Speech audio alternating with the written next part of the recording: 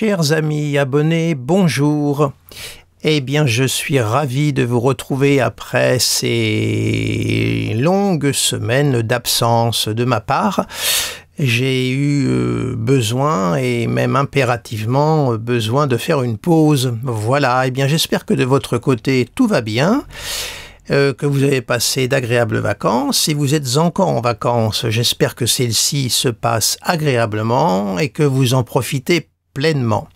Que vous avez réussi à décompresser, à faire le vide mental et à vous mettre à distance de toute cette, je dirais, lourdeur et de tout cet aspect sombre du monde. Parce que, évidemment, celui-ci ne cesse de nous rattraper et c'est bientôt la rentrée. Voilà. Alors donc, je vous retrouve aujourd'hui pour vous parler de la prochaine pleine lune qui aura lieu le 31 août. Et cette prochaine pleine lune va se faire dans le signe des Poissons. Voilà. Alors, de quoi cette nouvelle de cette pleine lune est-elle le nom? Vous avez entendu cette formulation dans les médias qui me fait à chaque fois bondir et sourire. De qui ou de quoi est-il ou est-elle le nom? J'avoue que cette façon de présenter les choses me laisse pantois parce que ça ne veut rien dire, mais voilà, c'est une manière de poser les choses. Donc, de quoi, de qui cette pleine lune est-elle le nom? Eh bien, je vais vous le dire, mes chers amis abonnés. Cette pleine lune est le nom de Neptune, parce qu'elle se fait dans le signe des Poissons. Voilà, nous avons donc une pleine lune dans le monde des Poissons, donc dans le monde de Neptune. Alors c'est une pleine lune qui est évidemment très propice aux rêves, à l'évasion, à l'imagination. Une pleine lune tout sauf aux prises avec le monde réel, avec la réalité, avec le pragmatisme. La lune qui marque les sentiments, la vie affective, la tendresse, la vie familiale, est dans le signe des Poissons, et qui est un signe d'eau. Donc la lune, planète d'eau, Poisson, signe d'eau. Évidemment, il y a une différence entre l'eau de la lune et l'eau des Poissons. Mais quoi qu'il en soit, je ne vais pas rentrer dans une explication des différences des éléments, mais tout au moins on a là, si vous voulez, la lune à son plein, et là on est dans le monde des émotions, dans le monde de l'hyperréceptivité, de l'hypersensibilité. On est également dans un climat de grande intuition. Je dirais qu'on est un peu à fleur de peau. Donc, pleine lune, très bonne pour, je dirais, le monde de l'évasion. C'est la lune qui voyage. Alors ça peut être autant le voyage intérieur que le voyage réel, mais la lune avec les Poissons et Neptune, c'est plutôt l'imaginaire. C'est davantage l'évasion intérieure qui est davantage sollicitée que le voyage, je dirais, géographique. Ou alors c'est la géographie intérieure. Voilà, donc nous avons cette pleine lune qui est extrêmement là, comment dirais-je, en proie à établir du lien autour d'elle. Voilà, c'est le moment donc de se rassembler, le moment d'établir des contacts, de lancer des passerelles les uns avec les autres. On est dans une lune très collective également. Alors, je vais immédiatement poser la planète qui est liée à cette pleine lune. Immédiatement, Saturne, voilà. Nous avons une conjonction Lune-Saturne au moment de cette pleine lune. On a 4 degrés d'orbe, donc ça veut dire que la conjonction Lune-Saturne s'est fait 8 heures à peu près avant la pleine lune exacte. Alors là, évidemment, la présence de Saturne vient apporter un frein. Évidemment, parce que Saturne est complètement antinomique aux valeurs des Poissons et même de la Lune. Saturne, c'est plutôt un principe restrictif. Saturne est froid et sec, alors qu'on est dans du froid et de l'humide, avec la Lune et les Poissons et Neptune. Donc on a là, au niveau des éléments, quelque chose qui est totalement opposé. Et Saturne vient apporter sa note de froid, sa note de tristesse, de mélancolie, de solitude, de sécheresse. Il vient apporter en fin de compte une forme de frustration à cette pleine lune qui demande qui ne demande qu'à recevoir de la tendresse, de la présence, des émotions. Il y a là une grande antinomie, il y a là une lutte intérieure qui se met en place.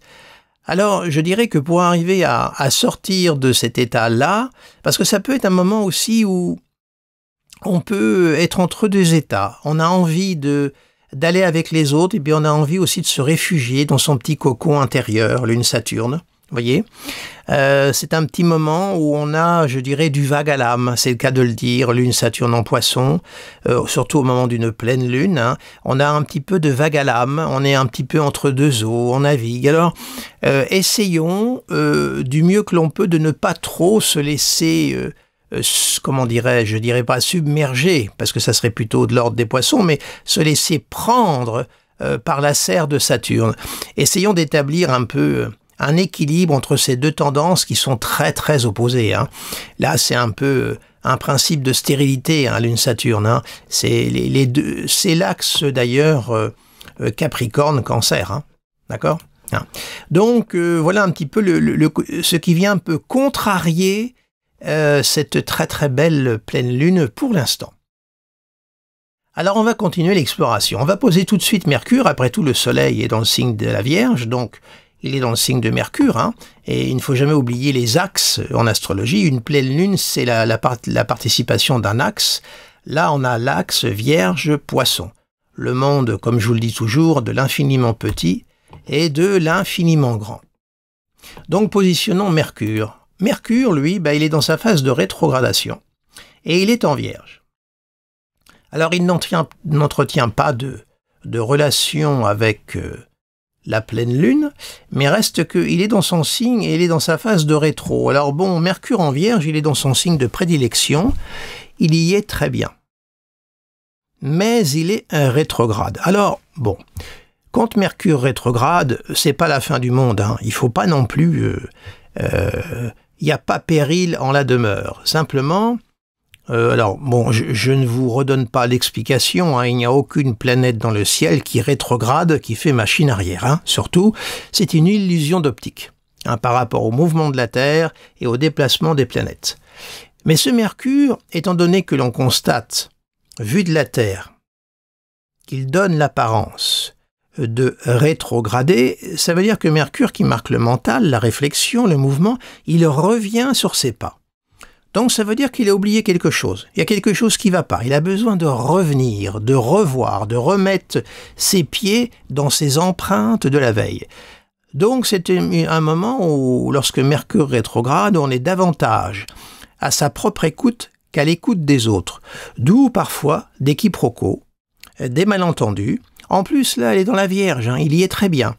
Alors, c'est pas catastrophique, simplement il faut doubler d'attention, être beaucoup plus attentif. Et là, étant donné que la pleine lune est plutôt en proie à des valeurs d'irrationalité par le Poisson, on a plutôt tendance à aller vers des valeurs qui vont nous détacher de la pesanteur terrestre, hein. Donc l'âme, je dirais, baigne dans le monde irrationnel, métaphysique, merveilleux, poétique des Poissons, et le Mercure, lui, il est bien ancré dans le réel, le pragmatisme de la Vierge.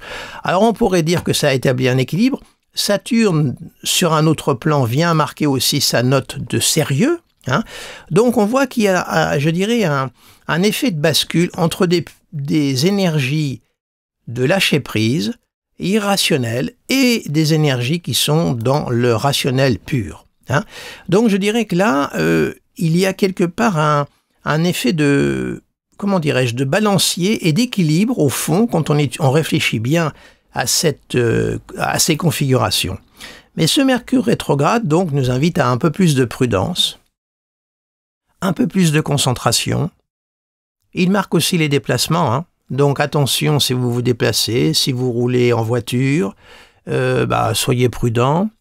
Alors on dit c'est jamais le moment de signer un contrat sous un Mercure rétrograde. C'est vrai, gagnez du temps, attendez un petit peu que Mercure soit redevenu direct ou qu'il ait fait sa conjonction, je dirais, inférieure au Soleil. Mais pour l'instant, il faut être prudent, c'est vrai. c'est pas le moment d'envoyer une lettre des lettres professionnelles, des CV, sous Mercure rétrograde, je vous le déconseille. Relisez par contre vos CV, épluchez-les pour voir s'il n'y a pas quelque chose qui cloche. Pour les auteurs, les écrivains, n'envoyez pas vos manuscrits sur Mercure rétrograde non plus, c'est un conseil que je vous donne.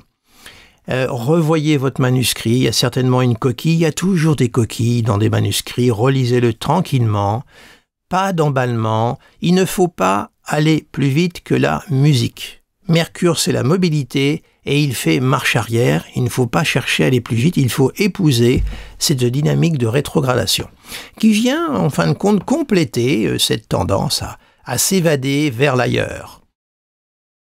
Donc poursuivons notre exploration et on va positionner Vénus, c'est une rapide, tout de suite. Vénus est dans le signe du Lion. Aucune relation pour l'instant avec le ciel de cette pleine lune. Alors on a une Vénus rétrograde, toujours, une Vénus solaire. Alors évidemment pour vous, excusez-moi je reviens, le Mercure rétrograde, regardez dans quel secteur, je veux dire quelle maison se fait cette rétrogradation, excusez-moi je bafouille, et voyez les aspects que ce Mercure rétrograde entretient avec les planètes dans votre thème, ça vous donnera des indications. Déjà la maison où une rétrograde, ce sera la maison où il faudra que vous accordiez un peu plus d'attention. Hein. Si c'est dans votre maison 1, donc la montre du mois, bah soyez très réfléchi sur ce que vous allez dire. Si c'est la 7, c'est votre rapport avec les autres. Donc attention dans ce que les autres vont vous dire. Les belles promesses ne seront peut-être pas tenues ou seront comme des pétards mouillés, etc., etc. Bref, je reviens à Vénus. Vénus, planète de l'amour, de la beauté, bref.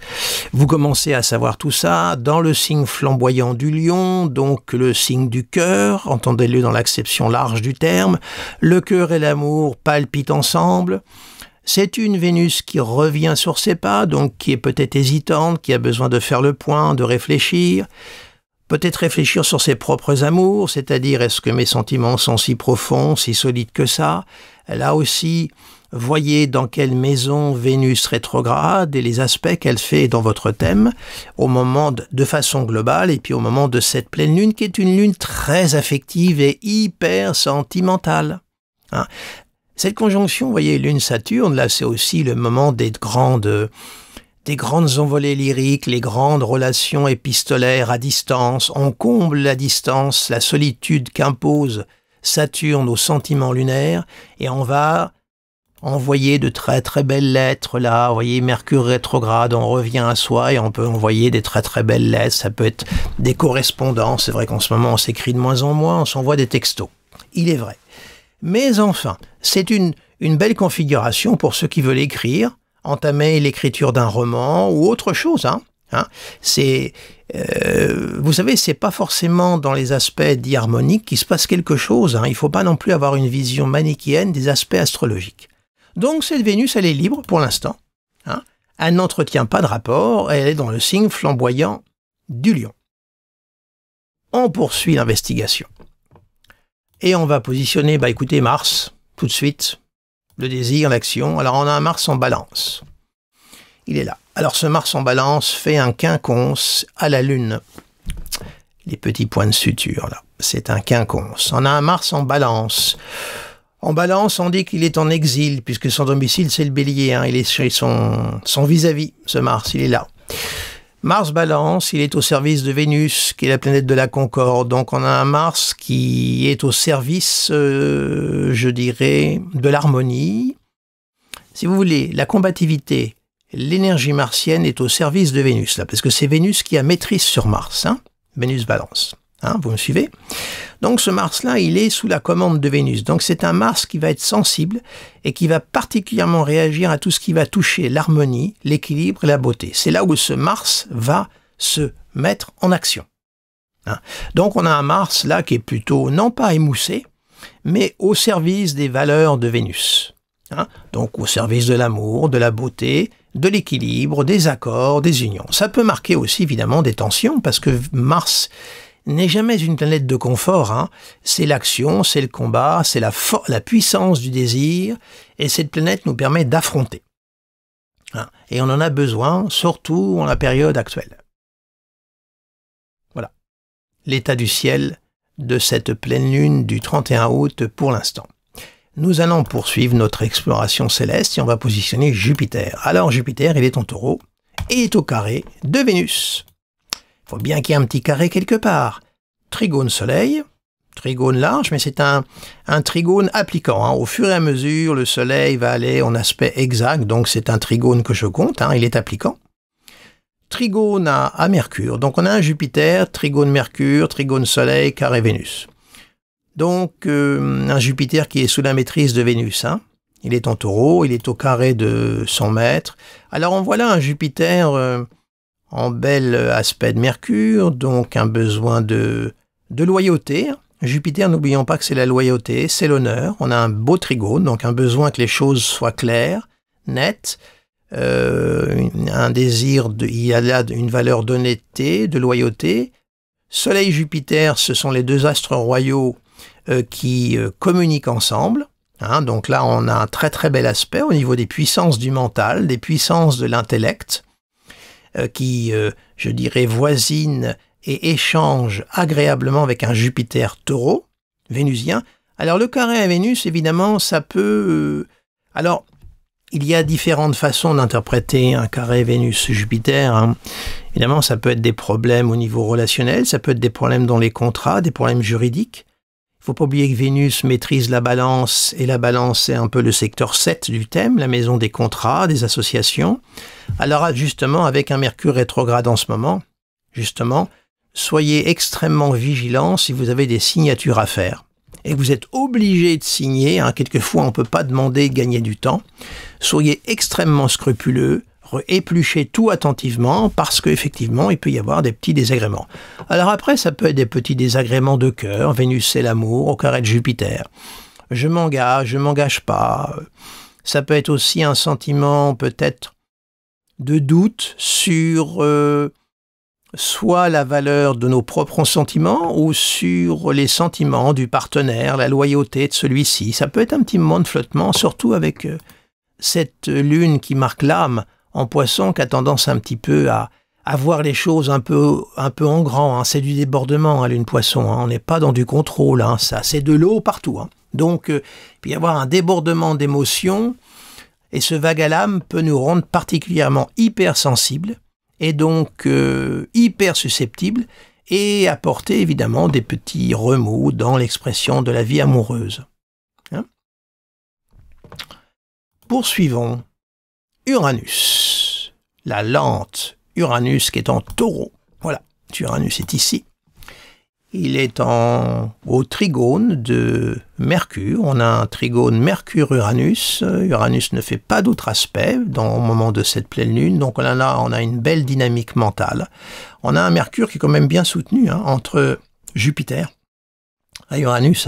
On a une belle dynamique mentale. C'est un besoin aussi de, comment dirais-je, de penser par soi-même.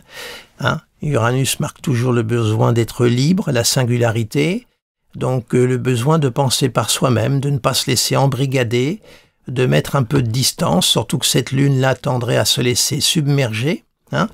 Bon, fort heureusement que Saturne, quelque part, veille à ça. C'est un petit peu le barrage dans le Pacifique, dans l'océan, n'est-ce pas? Mais quand même, on a ce Mercure-là, au trigone d'un Uranus qui est aussi rétrograde, donc un moment où on a envie de revenir à soi et de penser par soi-même, de ne plus forcément tenir compte de la pensée des autres, de cette, vous savez, ce politiquement correct. Voilà. Il y a des choses qui se disent et d'autres choses qui ne se disent pas.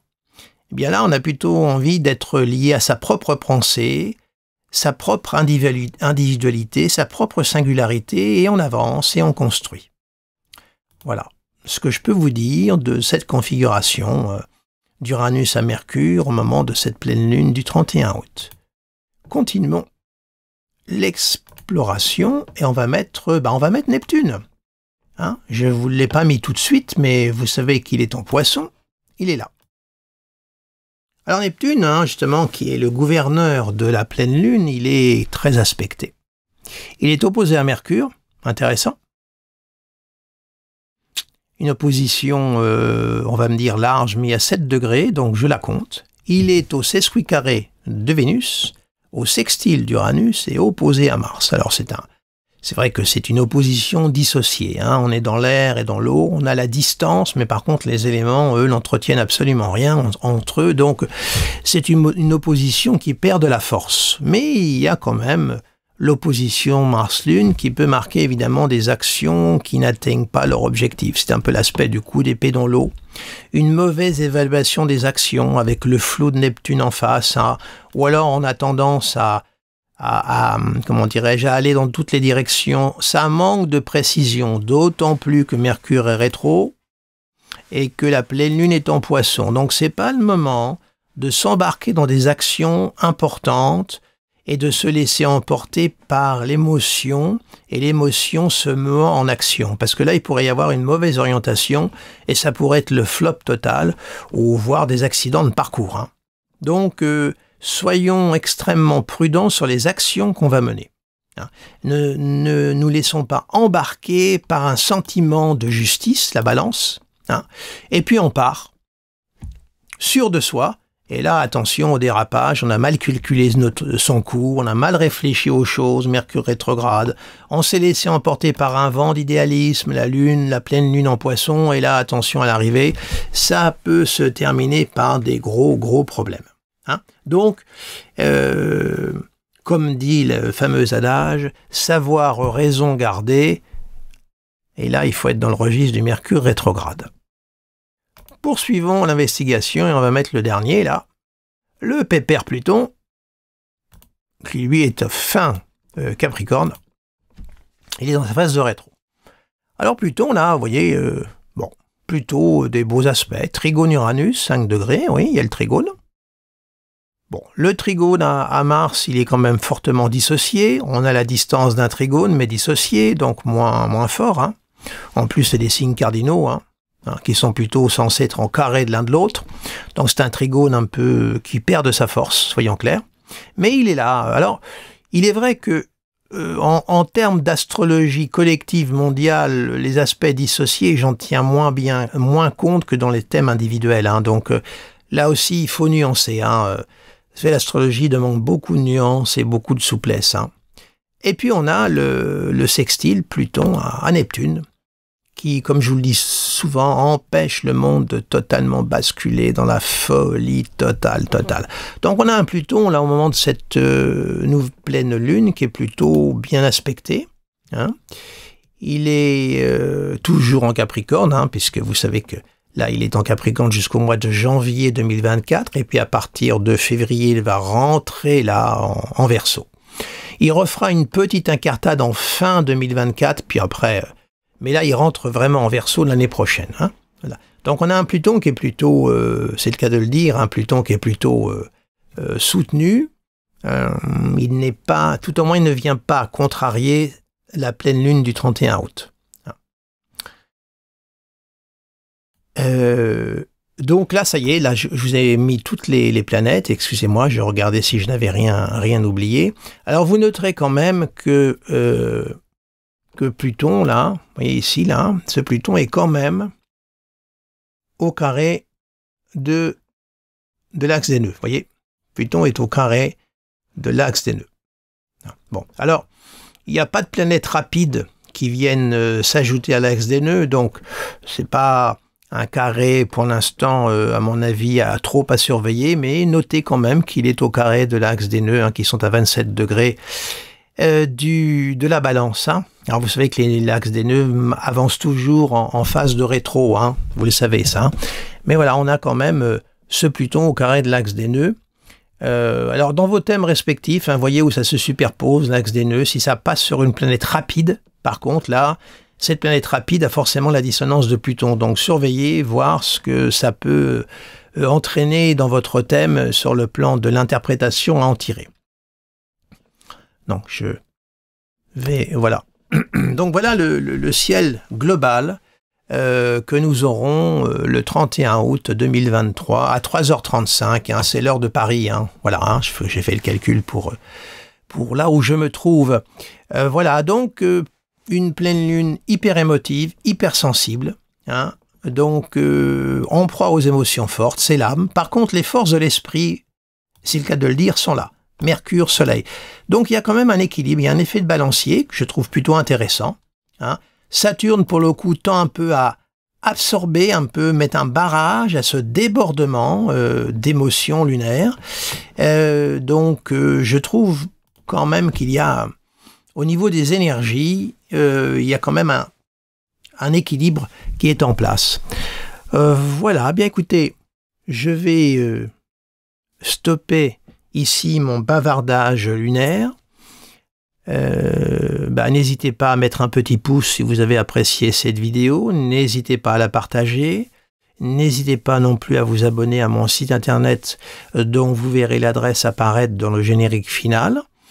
Voilà, écoutez, c'est un plaisir de vous retrouver. Et puis, je vous souhaite donc un agréable dimanche, puisque nous sommes aujourd'hui un dimanche. Je fais cet enregistrement un tout petit peu en avance. Nous sommes exactement le 20 août, qui est le jour d'enregistrement de cette vidéo. Alors, cette pleine lune-là n'est pas belliqueuse. Alors là, c'est un petit clin d'œil que j'envoie à un ami abonné qui s'appelle Diego et qui vit au Cambodge. Et on a eu des petits échanges tous les deux, et donc il va comprendre un petit peu le sous-entendu. Ce n'est pas une pleine lune belliqueuse. Voilà. Eh bien écoutez, ce petit clin d'œil fait, je vous souhaite un agréable dimanche, et puis je vous dis à tout bientôt. Au revoir.